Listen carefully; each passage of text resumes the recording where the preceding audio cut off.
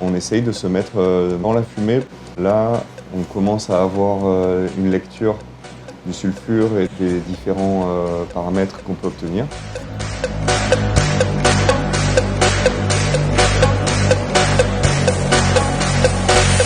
Depuis 2020, l'Agence européenne de sécurité maritime et le ministère de la Mer et un grand nombre de partenaires déployons au Cross Greenet un drone pour réaliser des missions de contrôle de l'environnement.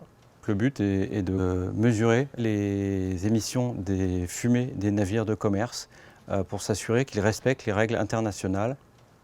Le site du Cross Greenet a été choisi pour sa proximité avec le détroit du Pas-de-Calais, qui est la zone de navigation la plus intense au monde, avec plus de 400 navires par jour. Le Cross Greenet assure le contrôle opérationnel du drone.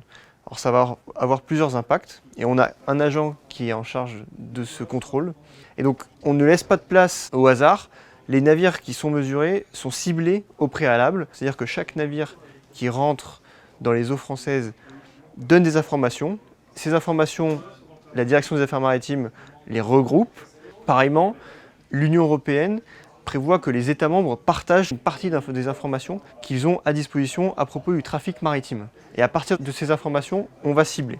En fonction du pavillon, en fonction de sa consommation en carburant, en fonction des déficiences du navire. Et s'il a un aspect plus ou moins suspect, on envoie le drone. On utilise un drone hélicoptère. On peut voler jusqu'à 200-300 km. On a dessus un appareillage qu'on appelle le sniffer qui nous permet comme ça de mesurer les pollutions émanantes d'un bateau. EMSA is a pioneer in the field of rolling out airpass services to member states.